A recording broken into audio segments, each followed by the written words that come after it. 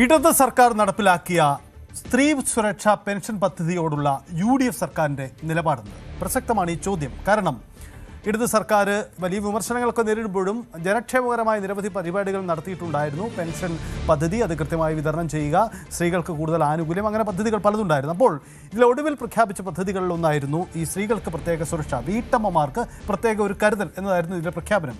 ഇതിന്റെ ആദ്യ ഗഡു വിതരണം ചെയ്താണ് ഇടത് സർക്കാർ പടിയിറങ്ങിയതെങ്കിൽ ഏപ്രിൽ മെയ് മാസത്തെ പെൻഷൻ ഇതുവരെയും വിതരണം ചെയ്തിട്ടില്ല. ഇത് സംബന്ധിച്ച ഫയൽ ധനവകുപ്പ് പിടിച്ചു വച്ചിരിക്കുകയാണെന്നാണ് പ്രതിപക്ഷ നേതാവിൻ്റെ ആരോപണം.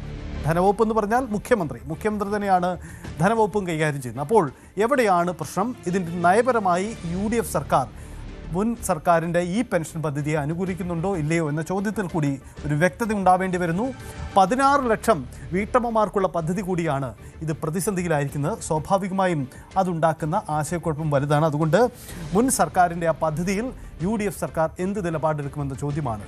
ഇത് സംബന്ധിച്ച് പെൻഷൻ വാങ്ങിയിരുന്ന ഒരു വീട്ടമ്മയുടെ പ്രതികരണം കൂടി നമുക്ക് നോക്കാം. അതെ, നമുക്ക് പിണറായി മന്ത്രി എന്നപ്പോ നമുക്ക് കിട്ടി. ഇനി ഇത് ഉണ്ടാവണം, ഇല്ലെങ്കിൽ നമ്മൾ പ്രതികരിക്കും. മാത്രം പോരാ. എന്നുവെച്ചാൽ നമ്മൾ അവര് തന്നപ്പോ എടുത്ത് ഇനി നമ്മൾ മൊബൈലില് അക്കൗണ്ടിൽ നോക്കും, വന്നില്ലേ നമ്മൾ പ്രതികരിക്കും. പെൻഷനൊക്കെ കിട്ടണ്ടേ? പെൻഷൻ എനിക്കില്ല. ഈ 35 വയസ്സിന് ശേഷമുള്ള 1000 രൂപ അതേ ഉള്ളൂ, ഒരിക്കൽ എടുത്തോളും അവരിട്ടത്. ഇനി ഇവര് ഇട്ടാലേ നമുക്കൊരു അരുൺ തന്നെ ചേരുന്നുണ്ട്. അരുൺ, പ്രിയദർശിനി എന്ന പദ്ധതി സ്ത്രീകൾക്ക് സൗജന്യ സേവനം പ്രഖ്യാപിച്ച KSRTC ബസ്സുകളിലെ പ്രഖ്യാപിച്ച തീരുമാനം കൈയടിച്ച് പൊതുസമൂഹം നിൽക്കുന്ന സാഹചര്യത്തിലാണ് ഈ സ്ത്രീകൾക്ക് ഉള്ള പ്രത്യേക പെൻഷൻ പദ്ധതി സംബന്ധിച്ച് സർക്കാരിൻ്റെ നിലപാടിൽ അവ്യക്തതയുള്ളത്. ഇന്നലെ വൈകിട്ടാണ് പ്രതിപക്ഷ നേതാവ് ഒരു വാർത്താക്കുറിപ്പിലൂടെ ഇത് സംബന്ധിച്ച് ചില ആരോപണങ്ങൾ മുന്നോട്ട് വെച്ചിരിക്കുന്നത്. യഥാർത്ഥത്തിൽ ഇത് സാങ്കേതിക കാരണം പറഞ്ഞാണോ ധനവകുപ്പ് പിടിച്ചു വെച്ചിരിക്കുന്നത്, അതല്ല നയപരമായ തീരുമാനത്തിൻ്റെ പ്രശ്നമുണ്ടോ? ഇന്നലെ അരുണിനോട് തന്നെയാണ് ആ ഒരു വീട്ടമ്മയുടെ പ്രതികരണം കാണുന്നത്. അപ്പോൾ എല്ലാവർക്കും ആ പെൻഷൻ എവിടെ എന്നൊരു ചോദ്യം പൊതുസമൂഹത്തിന് മുന്നിലും ഉയരുന്നുണ്ട്. അങ്ങനെയല്ലേ?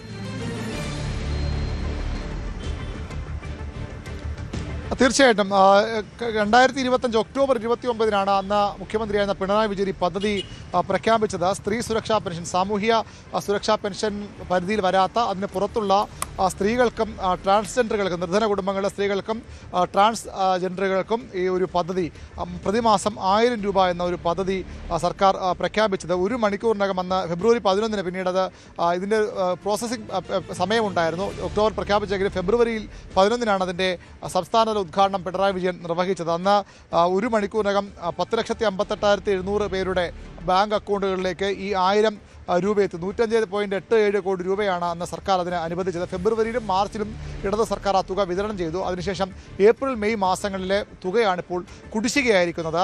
ഏതാണ്ട് 3720 കോടി രൂപ LDF സർക്കാർ ബജറ്റിൽ ഏപ്രിൽ മെയ് മാസങ്ങളിലെ തുക നൽകാൻ മാറ്റിവെച്ചു എന്നാണ് CPMൻ്റെ അവകാശവാദം. എന്നാൽ മുഖ്യമന്ത്രിയുടെ ഓഫീസ് ഇതിലൊരു കൃത്യമായ വിശദീകരണം നൽകിയിട്ടില്ല. മുഖ്യമന്ത്രിയുടെ ഓഫീസ് പറയുന്നത് ഈ ഇതിൻ്റെ നടപടിക്രമങ്ങൾ പരിശോധിക്കേണ്ടതുണ്ട്. കാരണം ഈ സർക്കാർ അധികാരത്തിൽ 1 മാസം പോലും തികഞ്ഞിട്ട് 1 മാസം ആകുന്നതേ ഉള്ളൂ. പക്ഷേ ക്ഷേമ പെൻഷൻ, സാമൂഹ്യക്ഷേമ പെൻഷൻ സർക്കാർ ഇതിനിടയിൽ കഴിഞ്ഞ മാസം 25-ാം തീയതി വിതരണം ചെയ്തു. എന്നാൽ ഇതിൻ്റെ കാര്യത്തിൽ ഒരു വ്യക്തത മുഖ്യമന്ത്രി ഓഫീസ് വരുത്തിയിട്ടില്ല. ഈ പദ്ധതി തന്നെ ഉപേക്ഷിച്ചു എന്ന പ്രചരണമാണ് ഇപ്പോൾ CPM നടത്തുന്നത്. സർക്കാർ UDF സർക്കാർ സ്ത്രീ സുരക്ഷാ പെൻഷൻ നിർത്തി എന്ന പ്രചരണമാണ് CPMൻ്റെ ഭാഗത്ത് നിന്ന്. പ്രതിപക്ഷത്തിൻ്റെ ആരോപണം അതുതന്നെയാണ്. അതിൽ വ്യക്തത വേണമെന്നാണ് പ്രതിപക്ഷ പിണറായി വിജയൻ ആവശ്യപ്പെടുന്നത്. പക്ഷേ അത് നിർത്തിയെന്ന ഒരു ആരോപണത്തോടോ അല്ലെങ്കിൽ ധനവകുപ്പ് ഫയൽ പിടിച്ചു വച്ചു എന്ന വിമർശനത്തോടോ മുഖ്യമന്ത്രി ഓഫീസ് ആ രീതിയിൽ പ്രതികരിക്കുന്നത്. അതിൽ പരിശോധന വേണമെന്നാണ് VD സതീശൻ്റെ ഓഫീസ് വ്യക്തമാക്കുന്നത്. ഏപ്രിൽ മെയ് മാസങ്ങളിൽ കൊടുക്കേണ്ടത് സ്വാഭാവികമായും കഴിഞ്ഞു പോകുന്ന സർക്കാരാണ്. കാരണം ഈ സർക്കാർ ഒരു മാസം മാത്രം കഷ്ടിച്ചാകുന്നതേ ഉള്ളൂ. അതുകൊണ്ട് തന്നെ അങ്ങനെയെങ്കിൽ ഈ തുക മാറ്റി ആ സർക്കാരാണെന്ന് അനുവദിക്കേണ്ടിയിരുന്നെന്നൊരു നിലപാട് ഇപ്പോൾ സർക്കാർ സ്വീകരിക്കുന്നുണ്ട്. ഏതായാലും പദ്ധതി ഉപേക്ഷിച്ചു എന്ന് പറയാൻ തയ്യാറാകുന്നു. പക്ഷേ CPM ഇത് മറ്റൊരു ശക്തമായ വിമർശനമായി സർക്കാരിനെ മാറ്റിക്കഴിഞ്ഞു. LDF സർക്കാർ കൊണ്ടുവന്ന പദ്ധതികൾ ഈ സർക്കാർ ഉപേക്ഷിക്കാൻ തയ്യാറായ വലിയ പ്രക്ഷോഭത്തിലേക്ക് പോകുമെന്ന് CPM നേരത്തെ മുന്നറിയിപ്പ് നൽകിയതാണ്. അതിനപ്പുറത്തേക്ക് പദ്ധതികൾക്ക് അപ്പുറത്തേക്ക് 14 ലക്ഷത്തോളം സ്ത്രീകൾക്ക്, വീട്ടമ്മമാർക്ക് വലിയ ആശ്വാസമായ ഒരു പ്രഖ്യാപനമായിരുന്നു ഇത്. 2 മാസം LDF സർക്കാർ തുക നൽകിയെന്നാണ് പറയുന്നത്. ഏതായാലും അതിൻ്റെ ഒരു ഭാവി ഇപ്പോൾ അനിശ്ചിതത്വത്തിലാണ്. പക്ഷേ സർക്കാർ പൂർണ്ണമായും ഇത് ഉപേക്ഷിച്ചു എന്ന് ഇതുവരെയും പറയാൻ കഴിയില്ല. അതിൽ മുഖ്യമന്ത്രിയുടെ ഓഫീസിൻ്റെ കൃത്യമായ വിശദീകരണം വരേണ്ടിയിരിക്കുന്നു. ധനമന്ത്രി അദ്ദേഹം തന്നെയാണ്. അദ്ദേഹം ഈ ബജറ്റ് തയ്യാറാക്കലിൻ്റെ തിരക്കിലാണ്. സ്വാഭാവികമായും അതുമായി ബന്ധപ്പെട്ട വിവരങ്ങൾ കുറച്ചുകൂടി ലഭിക്കേണ്ടതുണ്ട്. CPM-ന്റെ ആരോപണം, ഇതിൻ്റെ പ്രതിപക്ഷ നേതാവിൻ്റെ ആരോപണം, ഇത് അട്ടിമറിക്കാൻ സർക്കാർ ശ്രമിക്കുന്നു, നിർത്തലാക്കാൻ ശ്രമിക്കുന്നു. അതിന് വലിയ പ്രക്ഷോഭം ഉയർത്തിക്കൊണ്ടുവരാനാണ് CPM-ന്റെ തീരുമാനം. നമ്മോട് സംസാരിച്ച വീട്ടമ്മയും അവരും കൃത്യമായി പറയുന്നുണ്ട്.